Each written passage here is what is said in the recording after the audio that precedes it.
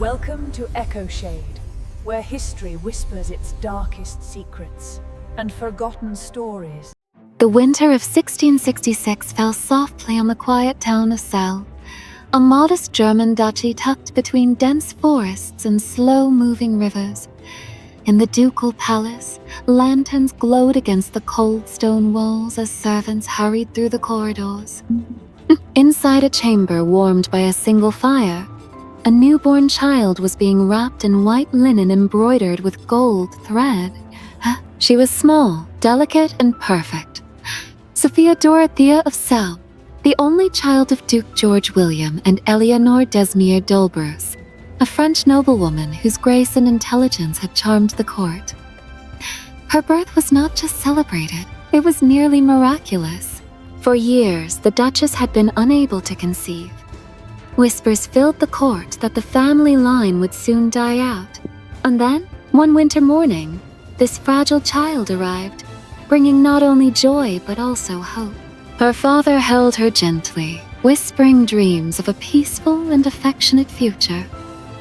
A future free from the rigid chains of politics. But beside those hopeful whispers were shadows the newborn could never have understood.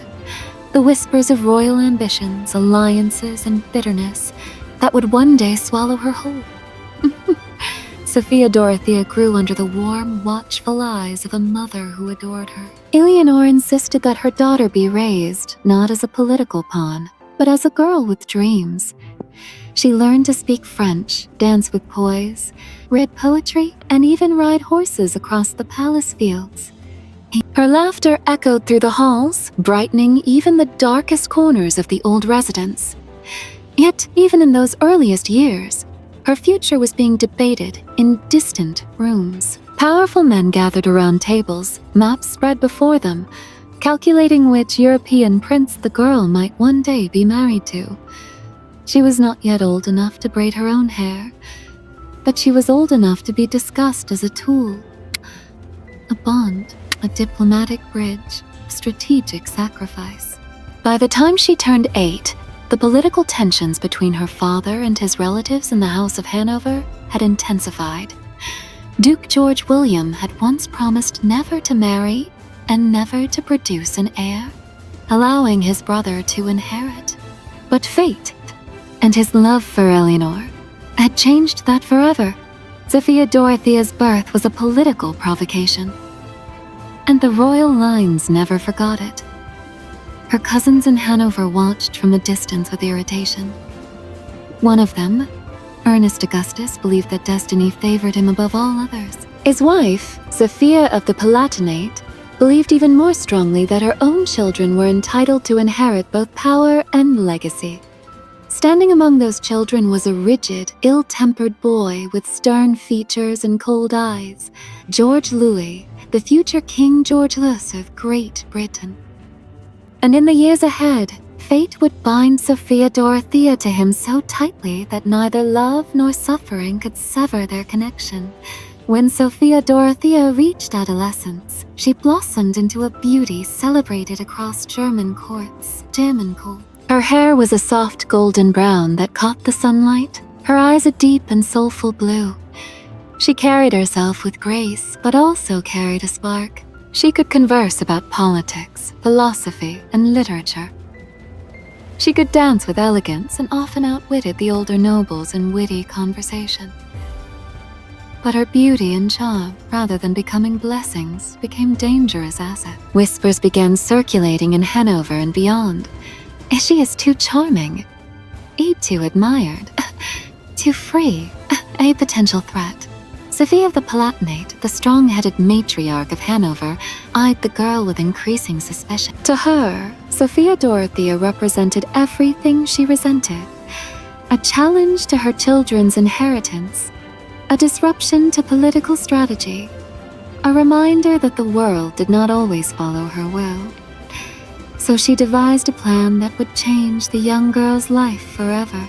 She proposed a marriage, not a marriage of affection, not a marriage of compatibility, a marriage of control. She suggested that Sophia Dorothea should be wed to her eldest son, the cold, inflexible, humorless George Louis of Hanover, The news struck Celle like a storm. Duke George William was enraged. Eleanor was devastated. Their daughter had been raised with the promise of dignity and independence. To hand her over to Hanover, their rivals, felt like a betrayal. But Hanover held the upper hand. Political pressure grew. Threats were whispered. Promises were made and broken. Slowly, painfully, the walls closed in. And Sophia Dorothea, only 16, watched the people she loved crumble before the weight of royal intrigue. She begged her father. She pleaded with her mother. She insisted she did not want to marry George Louis, a man she barely knew. A man whose presence chilled her, who rarely smiled, whose silence felt like a prison. But politics does not listen to daughters. Politics does not care about love. In the end, she stood in a lavish hall wearing a silver gown that shimmered despite her sorrow. Music played softly, candles glowed, and nobles whispered as she walked toward the altar. At the end of the aisle stood George Louis. He did not offer a smile. He did not offer a smile. He did not offer a hand. He simply waited, stiff and expressionless, as if this too were nothing more than another duty. Sophia Dorothea paused for a breath, a deep inhale filled with the last remnants of her old life. Then she stepped forward. Hanover was colder than Celle in every way. The palace was grand but suffocating, decorated with heavy tapestries and portraits of stern ancestors staring down with judgment. Sophia Dorothea felt lost within its walls. Her husband rarely spoke to her. When he did, it was brief and emotionless. He spent most nights away, either with his mistresses or with his soldiers. His mother, Sophia of the Palatinate, watched her with hawk-like eyes, waiting for the young bride to make a mistake. But Sophia Dorothea tried, she truly tried. She attended court gatherings with grace. She performed her duties as a princess. She attempted to win the favor of her cold mother-in-law. She wrote letters home, pouring her loneliness into ink. And for a moment, it seemed life might stabilize. She gave birth to a son, then a daughter. Her children became the light she clung to in the shadows. But her husband grew colder. His disdain sharpened. His mother's hostility deepened. Her efforts were ignored. Her intelligence dismissed. Her voice silenced. The palace walls tightened around her like a cage. She was alive, but only barely now. And then, one summer evening, everything changed. The court gardens were lit by lanterns during a celebration hosted for foreign officers. Laughter filled the air. Music drifted through the trees. Sophia Dorothea, standing alone beneath an arch of roses, felt as if the world had momentarily granted her a breath of freedom. That was when she saw him. A tall, handsome, young Swedish officer with bright, confident eyes. His uniform gleamed under the lantern light. And his smile was warm in a way she had not seen in years. He bowed with effortless charm. Count Philip Christoph von Königsmark. The moment their eyes met, the world shifted. Sophia Dorothea felt her heart stir for the first time since her girlhood. A flutter, a spark, a forgotten sensation of being seen. Philip looked at her not as a princess, not as a political pawn, but as a woman. He spoke to her kindly. He spoke to her as an equal. His words did not carry commands or cold judgment. Instead, they carried possibility. That night, as the lanterns flickered and the music softened, a forbidden flame ignited between them. Fragile, dangerous, and destined to destroy everything. This flame would one day leave only ashes behind, and one of them would vanish forever. The days after the summer celebration passed quietly on the surface, yet something had shifted within Sophia Dorothea. She carried a warmth inside her. An unfamiliar but comforting spark that made her smile at moments she would once have met with sadness. She had met Philip only once, and yet the impression he left lingered like a soft perfume in her memories. A kindness she had not known in years, a voice that spoke to her with dignity, eyes that held neither judgment nor cold contempt. For a woman starved of affection, even a moment of genuine humanity became powerful. But Hanover was not a place where emotions could bloom safely. Sophia Dorothea went about her duties as expected, attending dinners, greeting foreign guests, overseeing her children's tutors.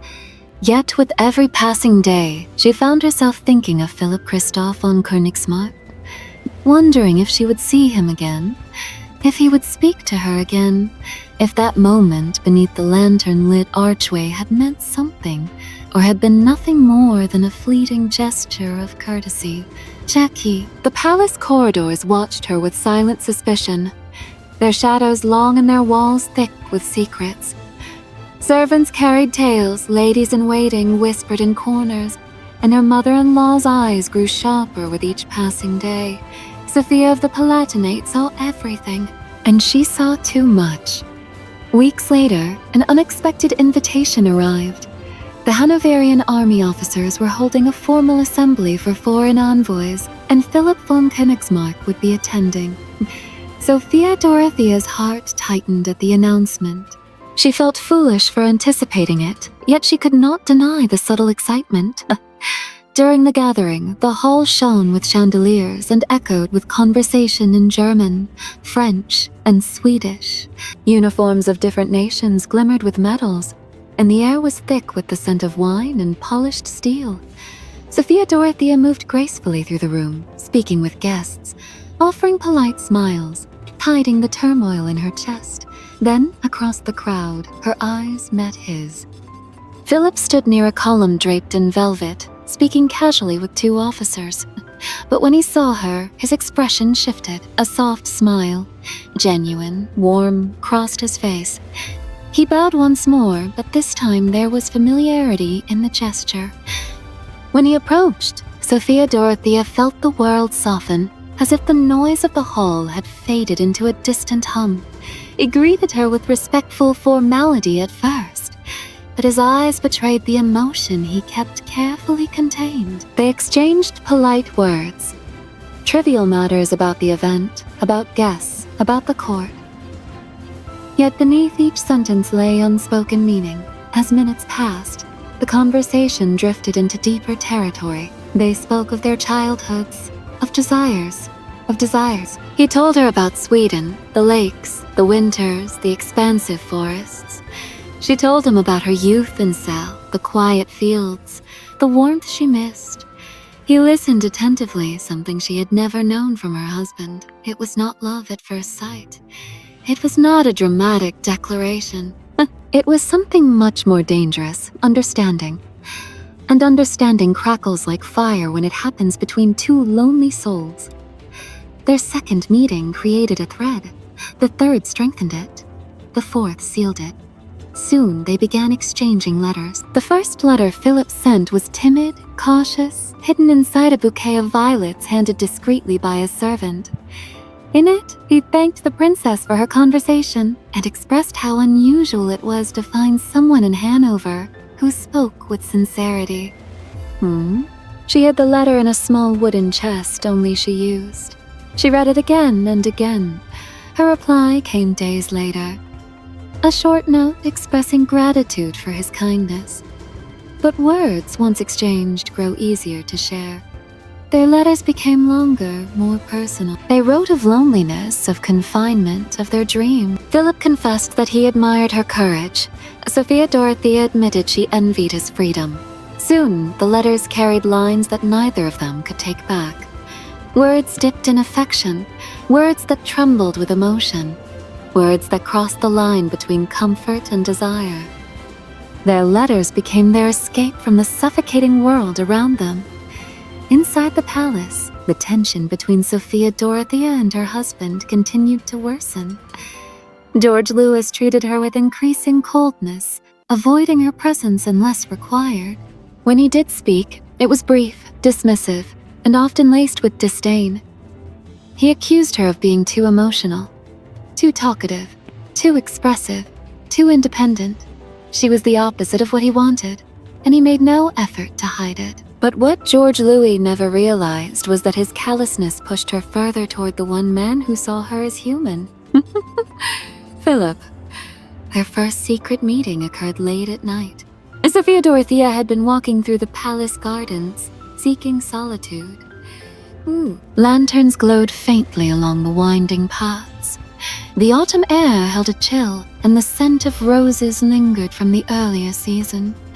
When she turned a corner, she found him standing beneath a tree, waiting, though he claimed later that he had come there only for fresh air.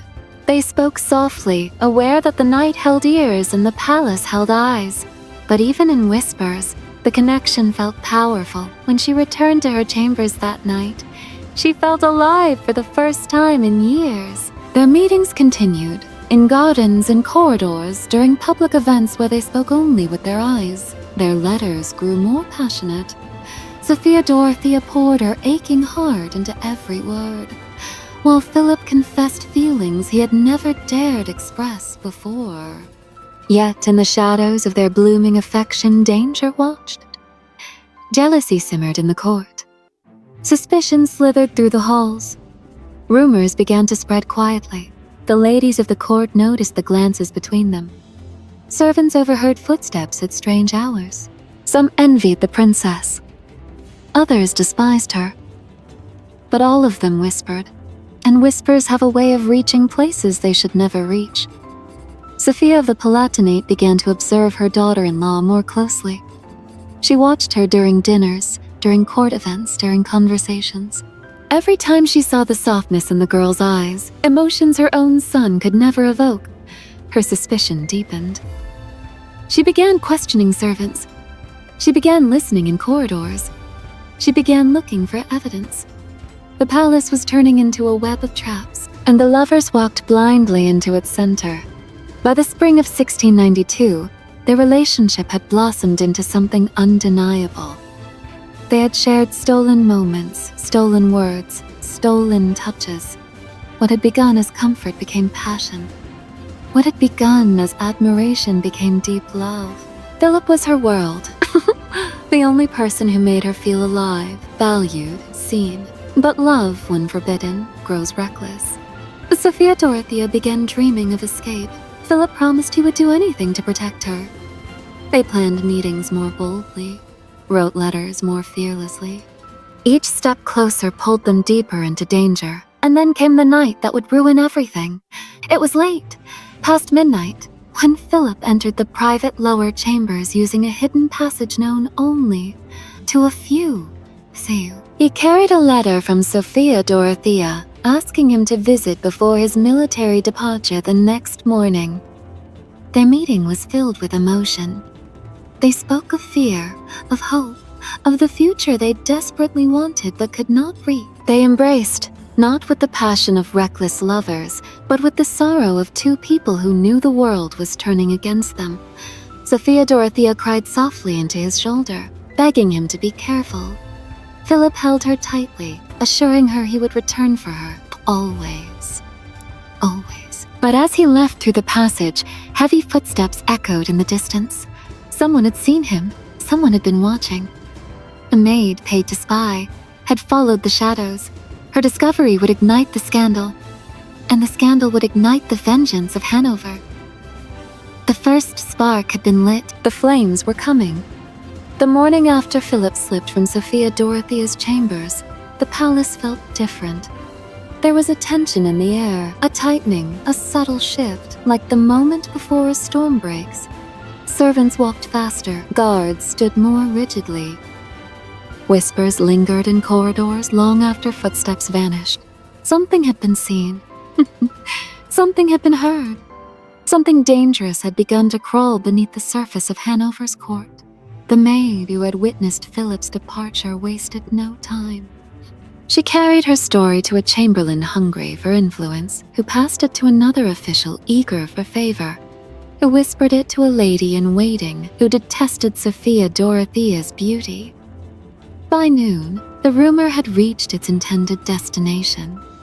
It reached Sophia of the Palatinate. She was seated in her private study, surrounded by quills, letters, genealogies, and maps, the tools of a woman who had built her life on strategy. Her expression did not change as she listened. She did not gasp. She did not shout. She did not shout. She simply folded her hands slowly, and a thin, satisfied smile touched her lips. The rumor confirmed what she had suspected for months. Her daughter-in-law, the beautiful, spirited girl she had always despised, had finally stepped into a trap. And now she would be crushed by it. That afternoon, Sophia Dorothea sensed something was wrong when she walked into the grand hall for a routine court audience. People looked at her differently. Some avoided her eyes. Others stared too long. A few exchanged glances when she passed. It felt as if a cold wind blew through the palace, even though the day was warm. When she returned to her chambers, she found her trusted maid pale and distressed. "Your Highness, something is happening." Sophia Dorothea froze. Her mind immediately leapt to Philip. Fear clawed at her chest. "What did they hear?" she whispered. The maid shook her head helplessly. "There are whispers, nothing more, but they are gathering proof. Proof." That word struck like a blade. She rushed to her private desk and unlocked the wooden chest where she kept Philip's letters. Letters filled with passion, longing, and confessions that would destroy them both if discovered. Her hands trembled as she lifted them out. Every envelope, every sentence, every ink stroke was a piece of her heart, and everyone was now a weapon against her. She burned them that night. The candlelight flickered on her tear-streaked face as the edges of the paper curled, blackened, and disappeared into ashes. It felt like burning her own soul. Philip's words turned into smoke.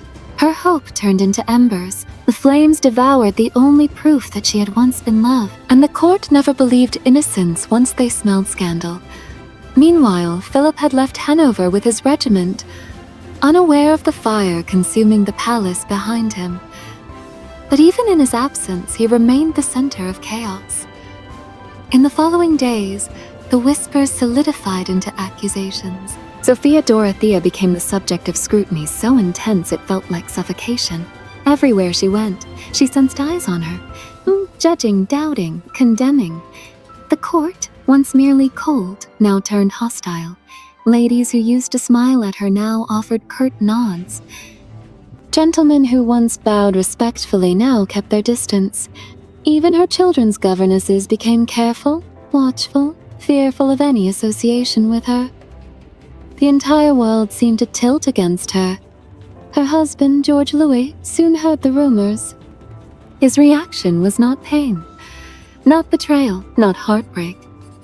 It was something much darker. It was rage. Not rage of a wounded lover, but rage of a man whose pride had been wounded, whose authority had been challenged, whose ownership had been defied. He stormed into her chambers without warning. His voice was sharp, bitter, cutting like shards of ice. He accused her of humiliating him. He accused her of tarnishing the family honor. He accused her of everything except what mattered most: suffering. Sophia Dorothea stood trembling but defiant. She refused to admit what they demanded. She refused to let them crush the last piece of herself. She denied the accusations, though her voice cracked under the weight of fear. George Louis did not believe her. Or perhaps he simply did not care. When he left, he delivered a final warning. "You will not disgrace me again. Be careful, Sophia. You are watched." But she was already long broken, and in the days that followed, the palace launched an unofficial investigation. Servants were interrogated. Rooms were searched, letters were seized. Even the princess's horsekeepers were questioned, for fear she might attempt escape. Every harmless detail in her life was twisted into suspicious implication. A walk at dusk, suspicious. A letter sent to her mother, suspicious. A missed dinner, suspicious. She was trapped in a suffocating web of scrutiny. Her mother-in-law hovered like a vulture, certain that her moment had come. The scandal was not just proof. It was a weapon, and weapons were meant to be used. News of the accusations traveled beyond the palace walls. Soon, entire courts across Germany whispered of the Hanoverian princess who had betrayed her husband. Some pitied her, most condemned her. Her reputation, carefully maintained since childhood, crumbled overnight. Letters of mock sympathy arrived, dripping with poison. Invitations to events quietly vanished. Her position, once respectable, turned fragile. Hanover became her prison long before the walls officially closed around her. When Philip returned weeks later from his military journey, he sensed something wrong the moment he entered the palace gate. Guards looked at him with hostility. Officers he once considered friends avoided him. His requests for meetings with the prince were denied. He felt watched, followed, judged. It did not take long for him to understand. Someone had found cracks in their secrecy. He tried to send word to Sophia Dorothea, but every attempt was intercepted. He attempted to see her in private, but she was constantly surrounded by attendants and guards. He rode through the gardens at night, hoping she might appear, but she never came. They were being separated deliberately, strategically, cruelly. Philip realized he needed to act. He penned a letter, the most important he had ever written, pleading with Sophia Dorothea to consider fleeing Hanover with him. The letter was passionate, desperate, filled with love and fear. He promised to protect her, to take her somewhere far, where politics could not reach, but she never received it. The letter was intercepted by a servant bribed by the court. The contents were delivered straight into the hands of Sophia of the Palatinate. It was all the proof she needed. The scandal exploded. The court breathlessly declared that the princess had committed adultery. The affair was proclaimed not a rumor but a truth. Evidence, twisted, manipulated, exaggerated, was presented. Philip's letters sealed their fate. Sophia Dorothea was summoned before a council of nobles. She stood alone with trembling hands and a breaking heart, facing men who despised her, judged her, envied her. They questioned her relentlessly. She denied the affair fiercely, repeatedly, desperately. But the council wanted confession, not truth.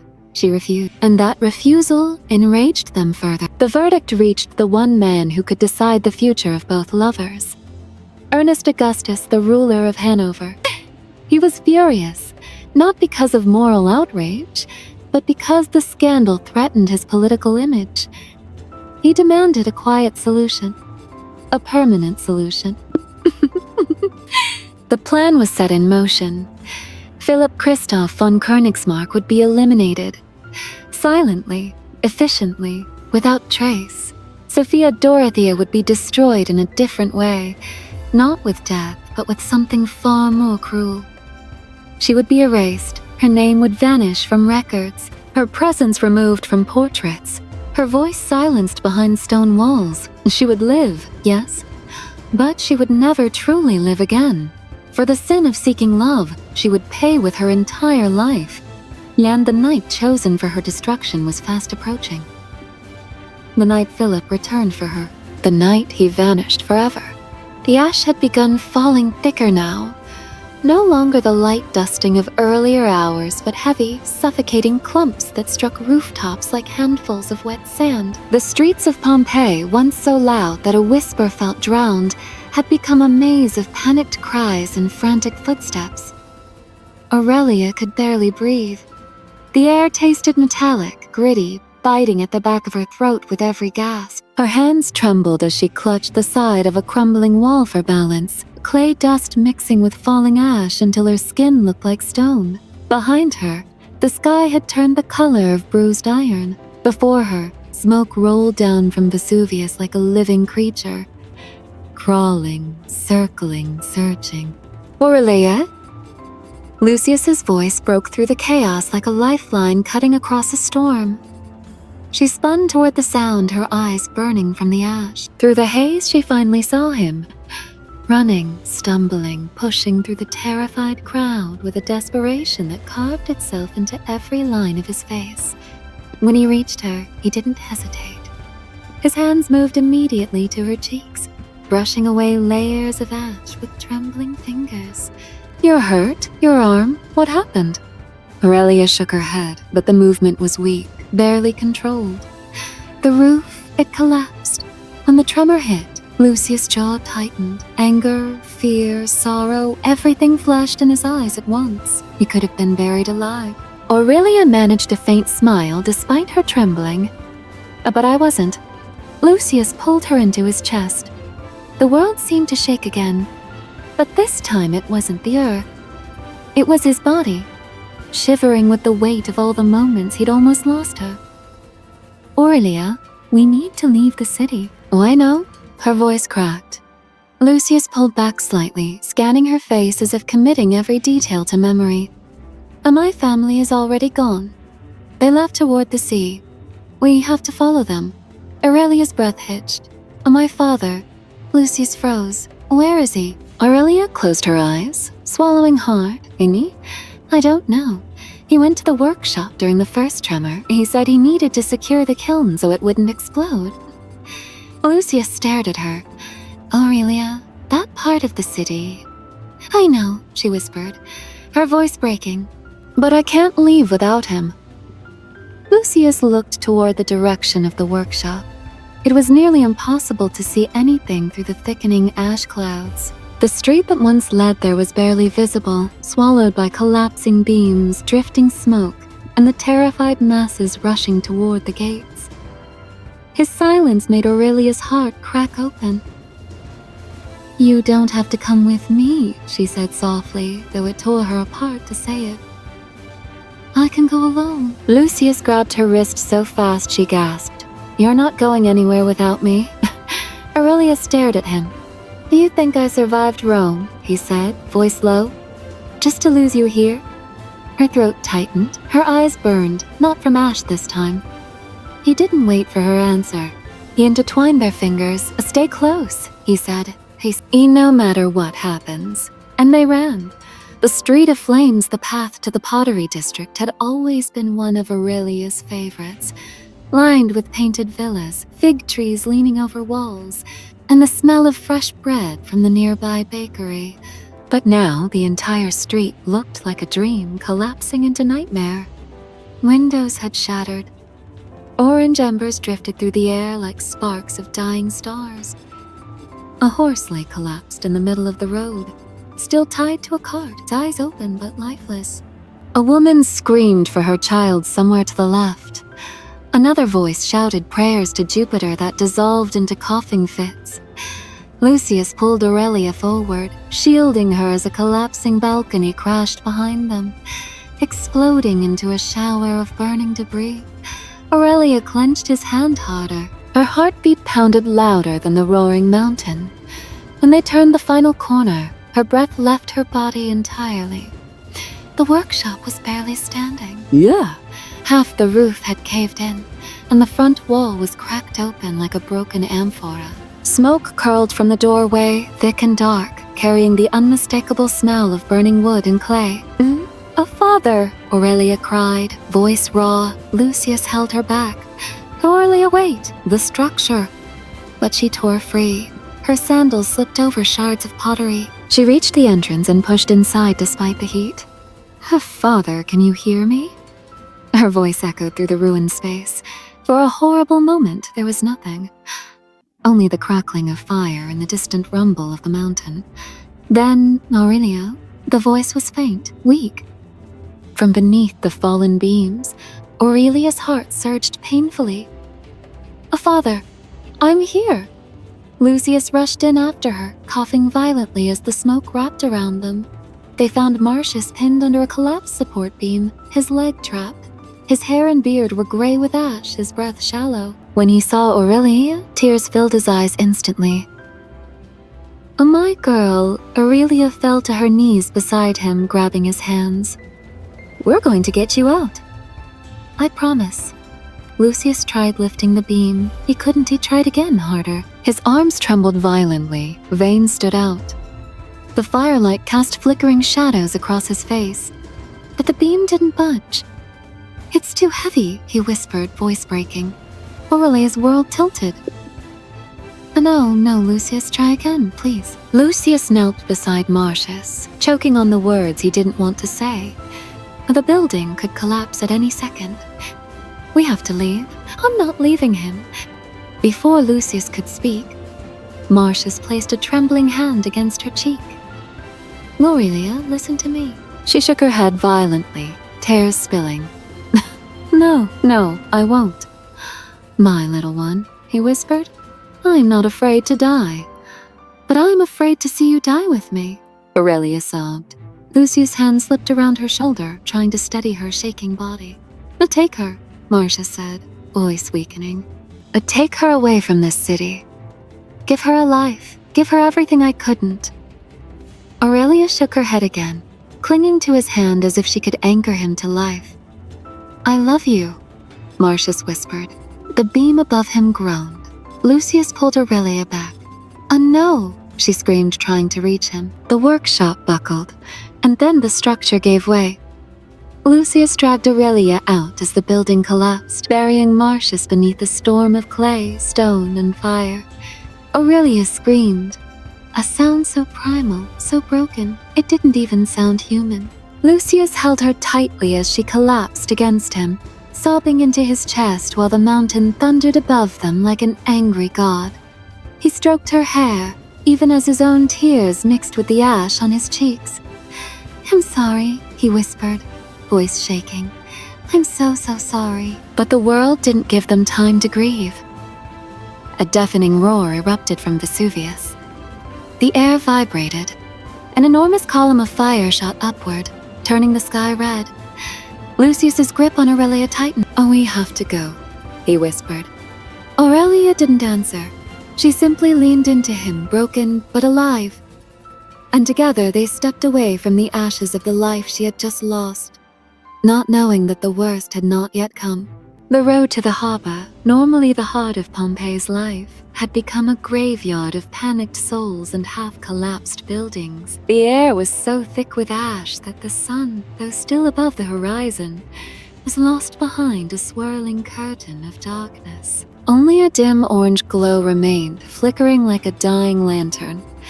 Lucius held Aurelia's hand tightly as they pushed through the terrified crowds. Every step felt uncertain, every breath heavier than the last. Ash clung to their hair, clothes lashes, turning them into pale shadows of themselves. Aurelia's cheeks were streaked with tears and soot. Her father's final words echoed in her mind with every step she took away from the ruins of the pottery workshop. She barely had the strength to stand, but Lucius refused to let her fall. The world shook again beneath them. A distant explosion tore through the air. The ground trembled with a force that made Aurelia stumble into Lucius's arms. He steadied her, gently, firmly, his breaths ragged from smoke but his grip unshakable. We're close, he said, pointing toward the faint glow of the harbor fires. Once we reach the boats, we'll be safe. But even he didn't fully believe it. Pompeii was already dying. The mountain roared again, louder than before, so loud that it seemed to tear the sky in half. A massive cloud of burning ash rose upward like a black demon unfurling its wings. Aurelia stared at it, fear hollowing her chest. Lucius, what if we don't make it? He cupped her face with both soot-stained hands. As long as I'm breathing, nothing will take you from me. Her eyes glimmered with a sorrow he wished he could erase. They moved again, faster this time, weaving around fallen columns, abandoned carts, crying children, and desperate parents. A man pushed past them, clutching a sack so tightly it seemed fused to his body. A woman knelt in the middle of the street, praying to gods who could no longer hear. Aurelia's heart broke for all of them, for her city, for her father, for every life swallowed by a disaster that felt like the fury of the heavens. But she didn't stop. Lucius wouldn't let her. The harbor of chaos. When they finally reached the harbor, the scene that greeted them was worse than anything they imagined. Hundreds of people filled the shoreline, screaming, crying, fighting for space on the few boats that hadn't already pushed off into the churning, ash-covered sea. Fishermen yelled orders no one listened to. Waves slammed violently against the docks. Birds that once filled the air with song were nowhere to be seen. A soldier near the last large vessel blocked the crowd with his shield. No more room. No more. Lucius' heart sank. Aurelia swayed beside him. Lucius. Her voice trembled. What do we do now? He closed his eyes for a moment. long enough to gather the courage he needed. "We keep moving along the coast," he said. "We might find smaller boats, something abandoned, anything that floats." Aurelia nodded weakly, trusting him even as the world around them betrayed every promise of survival. They followed the shoreline, stepping over abandoned baskets, broken oars, and bodies half covered in ash. The surf crashed wildly, as if the sea itself was trying to escape the sky.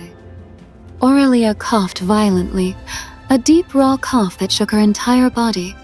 Lucius rubbed her back, panic tightening in his chest. "We have to find shelter." She shook her head. "Oh no." "The boats, Lucy, if we stop." A thunderous crack split the mountain. Lucius turned. What he saw froze him completely. The massive eruption column, towering miles into the sky, began to collapse. Not upward, downward, toward Pompeii, toward them. It rolled like a monstrous tidal wave of fire, ash, and death. Faster than horses, faster than the wind, faster than any human soul could ever run. A pyroclastic surge, the kind no one survived. "Lucius," Aurelia whispered, barely audible. "What is that?" He didn't lie. "It's the end." Aurelia's breath caught. Her legs buckled. Lucius grabbed her before she fell, pulling her close. So close their foreheads touched, their breaths mingled. Their trembling hands gripped each other like anchors in a storm the gods themselves had unleashed. "Aurelia," he whispered, voice shaking, "a look at me." She did, even as death approached.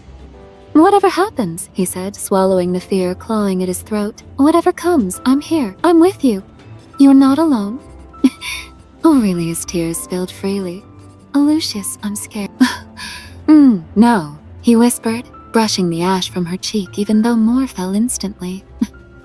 "But I love you," she sobbed, because she'd waited too long to say it, and now time was slipping like sand through her fingers. Since before we even knew what love was, Lucius pressed his forehead harder against hers. "Then we'll face this together." The roar grew louder, the ground shook violently beneath them. The air turned scorching. Aurelia wrapped her arms around Lucius's chest, clutching him as if she could bind their souls together. Lucius held her with a strength born not of muscle but of devotion, unbreakable, absolute. "Aurelia," he whispered, his last words trembling in the ash-filled air, "I'll find you in the next life." "And I'll wait for you," she answered, her lips brushing his. The sky fell, and in the final instant as the burning cloud rushed over them, remorseless, unstoppable, they held each other closer than they ever had before.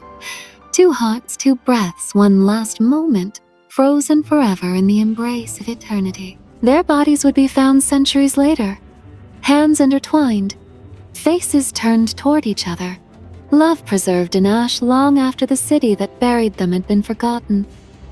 Pompeii died.